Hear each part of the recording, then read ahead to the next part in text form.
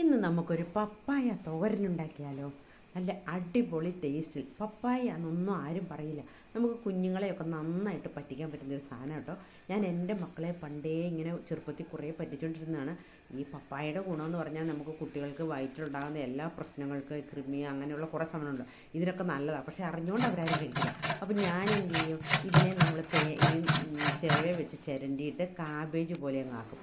അപ്പം എന്നാ ചെയ്യും, കാബേജാന്ന് പറഞ്ഞ് കൊടുത്താൽ അവർ കൂട്ടിക്കോളും, അവർക്ക് അതിൻ്റെ ഗുണവും കിട്ടുള്ളൂ.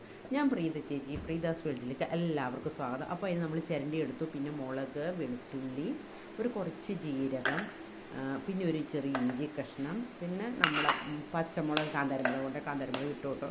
ഇപ്പോൾ എൻ്റെ അടുത്ത് പറിച്ചില്ലാഞ്ഞിട്ടാണ്. കാന്താരിമുളക് ഇഷ്ടംമാതിരി ഉണ്ടാക്കാൻ പോകാൻ സമയമില്ലാത്തതുകൊണ്ട്. പിന്നെ ഒരു കുറച്ച് ജീരകം കേട്ടോ, അതും കൂടെ ചേർത്ത്. ഇപ്പോൾ ഈ സാധനം വന്നുകൂടി എൻ്റെ മിക്സിയുടെ പരിപാടി നിർത്തിയിട്ട് ഞാൻ ഇതിനകത്ത് വെച്ച് നന്നായിട്ട് ചോപ്പ് ചെയ്ത് നന്നായിട്ട് വരുമ്പോൾ നന്നായി കിട്ടും. ഇതുപോലെ ചിരണ്ടി എടുക്കുന്നത്. എന്നിട്ട് ഈ ചോപ്പറിനകത്ത് ചോപ്പ് ചെയ്തു. അതിനകത്തോട്ട് നമ്മൾ തേങ്ങ ഇതൊക്കെ പിഴിയണം കേട്ടോ. നന്നായിട്ട് പിഴിഞ്ഞ് നന്നായിട്ട് പറഞ്ഞാൽ ഒത്തിരി നന്നായിട്ട് പിഴിയണ്ട, കുറച്ച് വെള്ളം കിടന്നോട്ടെ വേകാനുള്ളത്. നമ്മൾ പിന്നെ എക്സ്ട്രാ ഇതൊന്ന് തൂത്തിടുന്ന വെള്ളം ഉണ്ടാവുള്ളൂ, കൂടുതൽ വെള്ളമൊന്നും ഒഴിക്കണ്ട.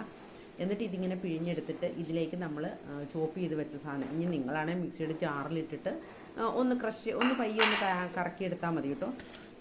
പണ്ടൊക്കെ നമ്മൾ കരകല്ലെ കൊണ്ടുവച്ച് അരച്ചുകൊണ്ടിരുന്നിട്ട് നമ്മൾ മടി പിടിച്ച് നമ്മൾ തന്നെ വിനയാണ് ഇതൊക്കെ. എന്നാലും നമ്മുടെ മടി കൊണ്ടാവാം. അപ്പോൾ ഇതേ എളുപ്പത്തിൽ ഇപ്പോൾ ഈ ഒരു പരിപാടി.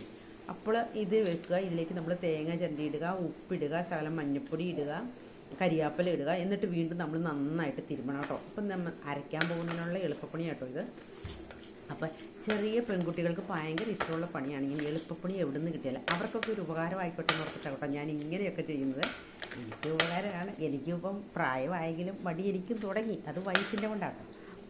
എന്നിട്ട് ഇതിങ്ങനെ തിരുമ്മി ഉപ്പും ചേർത്ത് നമ്മൾ ഒരു പാൻ അടുപ്പത്ത് വെക്കുക. കടുക്, വെളുത്തുള്ളി, വത്തലമുളക് ഇതെല്ലാം കൂടി ഇട്ട് മൂപ്പിക്കുക. അതിലേക്ക് നമ്മൾ ഇതിടുക. എന്നിട്ട് കുറച്ച് വെള്ളം എന്ന് പറയുന്നത് ഒരു ശകലം വെള്ളം പാത്രത്തിലൊക്കെ ഒന്ന് തൂത്ത് ഒഴിക്കാൻ പറ്റുന്ന വെള്ളം ഇടാവുള്ളൂ, ഒത്തിരി വേണ്ട കേട്ടോ. എന്നിട്ടിന്ന് നമ്മളിതിലും ആദ്യം ഒരു ഹൈ ഫ്ലെയിം, എപ്പോഴും നമ്മൾ പച്ചക്കറികൾ അങ്ങനെ ആദ്യം ഒരു ഹൈ ഫ്ലെയിമിൽ വെച്ച് ഒന്ന് ആവി വന്ന് പൊത്തി വയ്ക്കുക. അതിന് ശേഷം അപ്പം ഞാൻ അതിനോട്ടൊരു സീക്രട്ട് ഇൻഗ്രീഡിയൻ്റ് എന്ന് പറഞ്ഞ പോലെ എനിക്ക് എല്ലാത്തിനും ഉലുവപ്പൊടി വേണം, നല്ല ടേസ്റ്റ് കേട്ടോ. അത് വിട്ടിട്ട് നമ്മൾ ഇങ്ങനെ ചെയ്യുന്നു. നമ്മുടെ പപ്പായ റെഡി ആയിട്ടുണ്ട്.